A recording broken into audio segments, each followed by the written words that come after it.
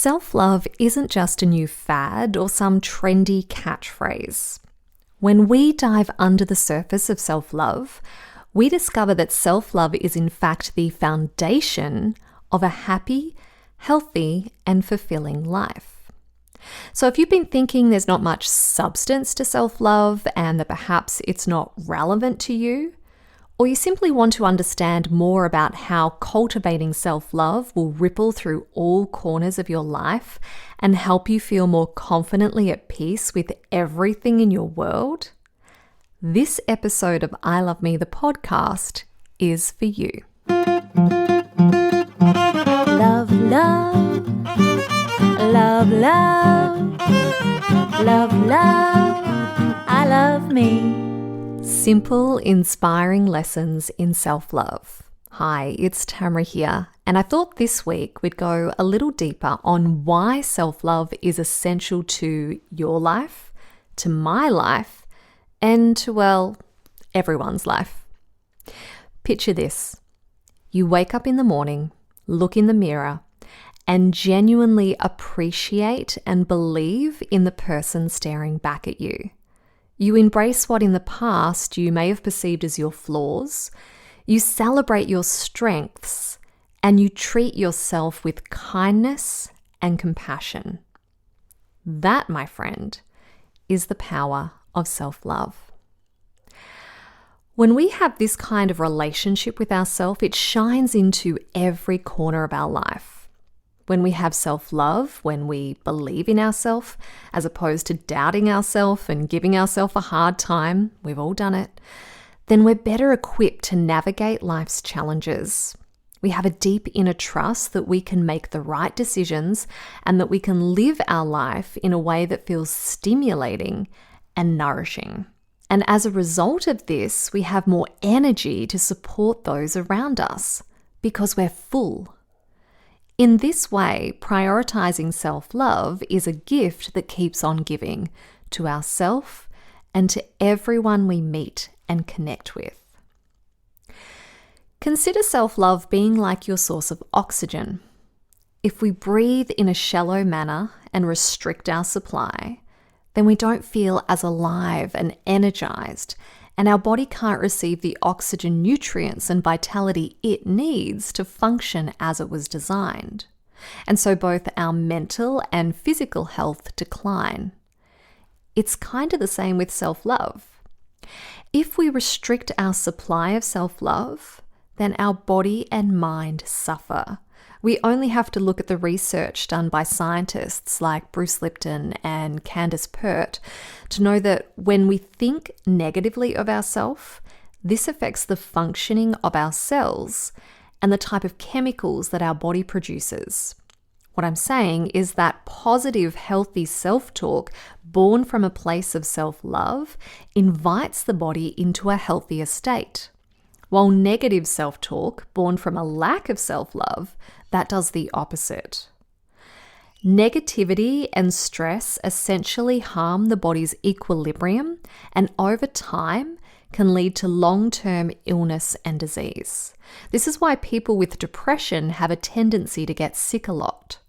The negative mindset that is characteristic of someone with depression or someone who is stressed or has some kind of mental disorder, that negativity and self-doubt, it breaks down our physical resilience.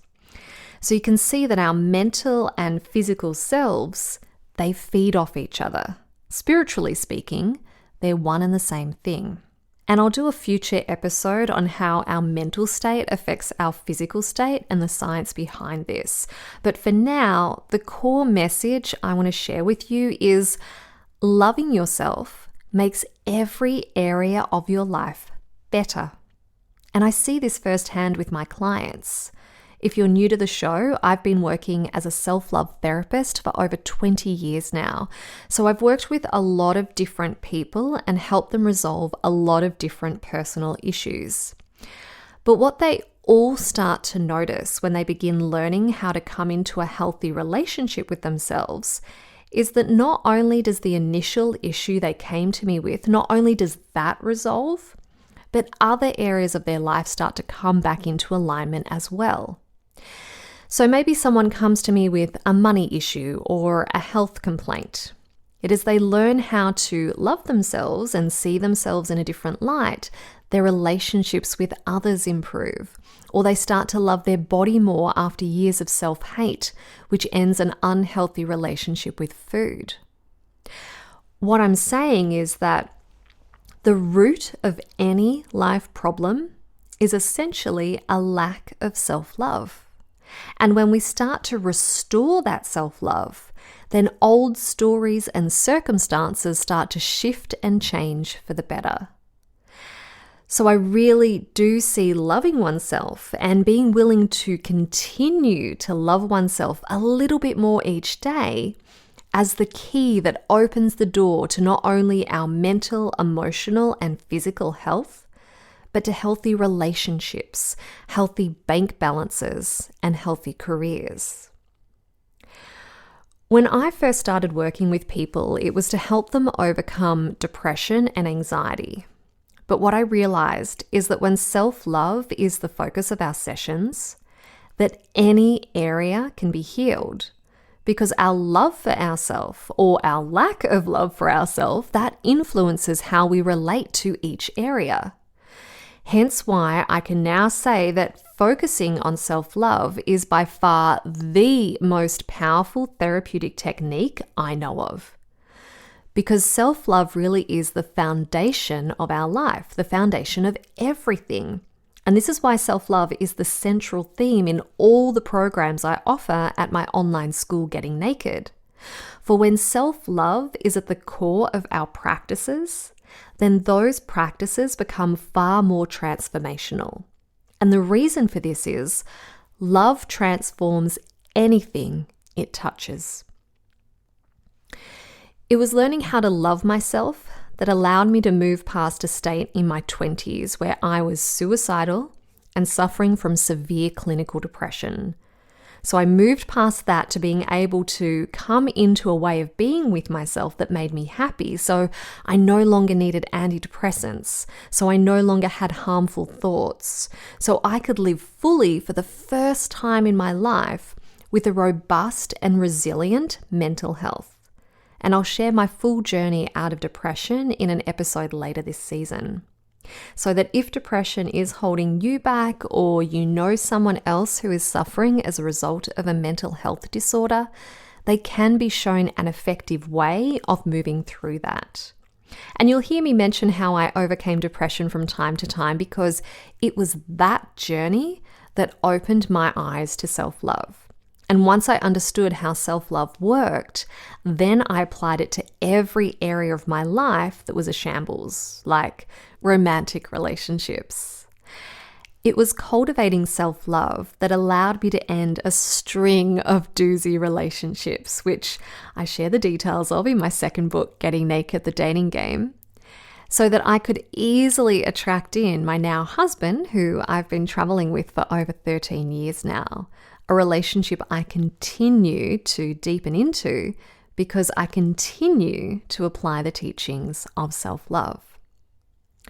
It was building my self-love that allowed me the confidence and belief in myself to move from a successful career in journalism to starting my own school, where I now get to help people like you build their self-love from the ground up. I've had life-threatening illnesses that, again, I've used the tools of self-love to heal, and I've seen this work for my clients. You know, I had one woman who came to see me. She was on $1,000 worth of medication every month just to keep her alive. And by the time she finished my one-on-one intensive, she was healthier than ever before and no longer needed her medication. That is the miracle of self-love. Time and time again, I see how self-love heals and transforms people's lives, not just mine, but people from all walks of life. Hence why I'm so passionate about sharing these teachings with you. Because as I've learned, if something in our life isn't working the way we'd like it to be, the place we need to look to is ourself and explore where we need a self-love top-up. Where are we not accepting ourselves? Where are we not valuing ourselves? Where are we not respecting ourselves? These are the types of questions we want to ask ourselves so we can shine light on the places that need more love. Self-love is healing.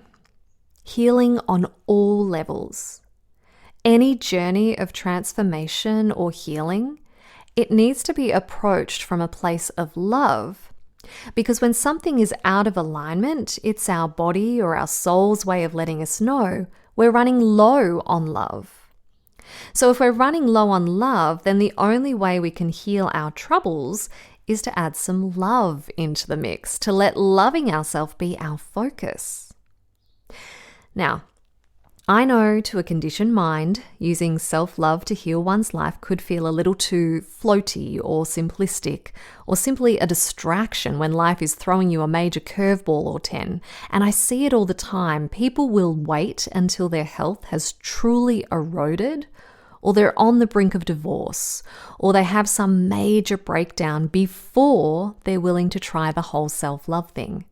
Nothing else has worked. So they turn to self-love as a last resort. But it doesn't need to get that bad before we embrace self-love. We can begin inviting in some self-love and make it a part of our life to help us feel good in our day-to-day living, to help us cultivate a relationship with our inner voice so we can feel more internally guided when we get thrown a bucket full of doozies.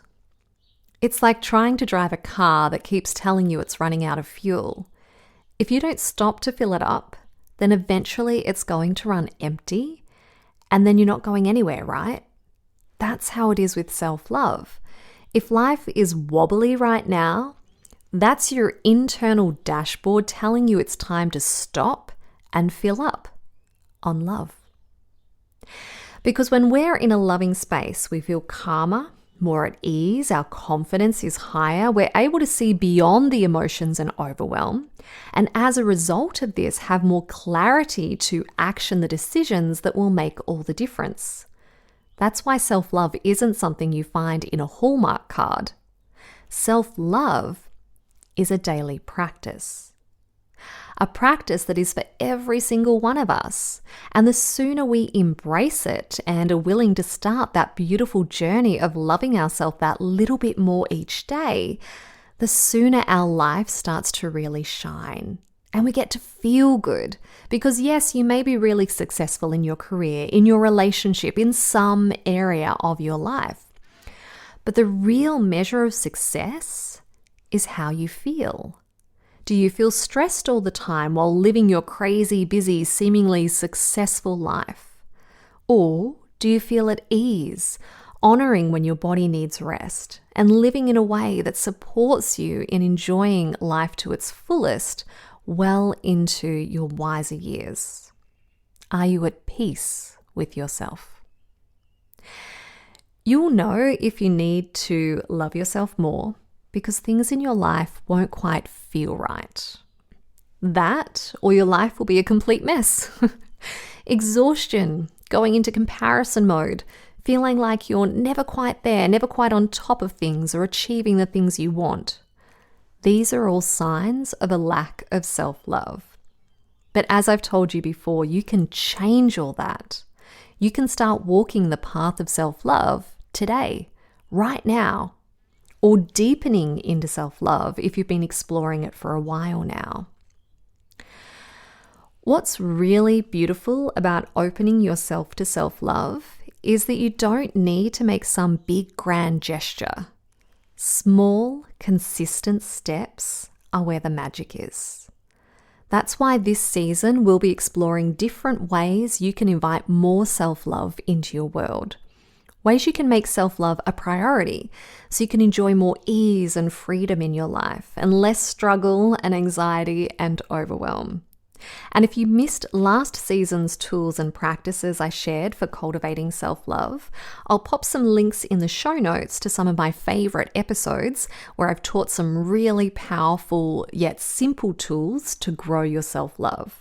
I encourage you to explore them, use them, and let them guide you into a more heartfelt way of being and doing life. So, I invite you this week to ask yourself these 3 questions.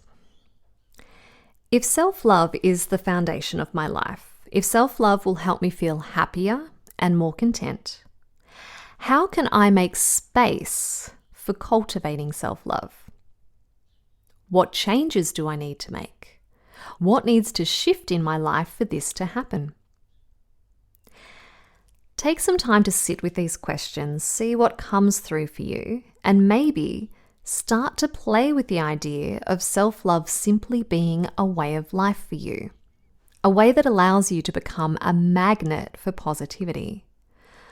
For that's what happens when you love yourself. You attract in more love, and this is how we manifest. Now, I know the word manifesting is kind of one of those terms that's thrown around the spiritual world a bit willy-nilly, but manifesting is simply about coming into a relationship with yourself that allows you to live the life that you wish to lead, where you're very intentional about what you're welcoming into your life. In fact, just like self-love is the foundation of every corner of our life, so too is it the foundation of manifesting, which we explored in episode 22. So if you'd like to manifest your life in a way that feels good for you, where you get to feel confident and at peace within yourself, where you get to live your life on your terms the way you want to live it, then I invite you to come on a 3-month journey with me, where I'll teach you the exact skills you need to fall in love with yourself, and in doing so, fall in love with your own unique life. Doors are now open to my program, Remarkable Relationships. In a nutshell, this program teaches you how to become your own healer, how to clear limiting beliefs, how to tune into your heart's wisdom, how to move your body into a state of deep healing. This program shares the exact skills I've used to cultivate the self-love that has allowed me to build a solid foundation for myself, where I get to live freely and authentically. If this sounds like the antidote for you, I can't wait to share these teachings, practices, and tools that will offer you the transformation that you're looking for. The program is called Remarkable Relationships because you learn how to come into a healthy relationship with every area of your life. Simply go to my show notes for a link to the program, or visit my website gettingnaked.com.au. And if you do enroll, know that 10% of profits will go to planting trees, so together we can re-robe Mother Earth.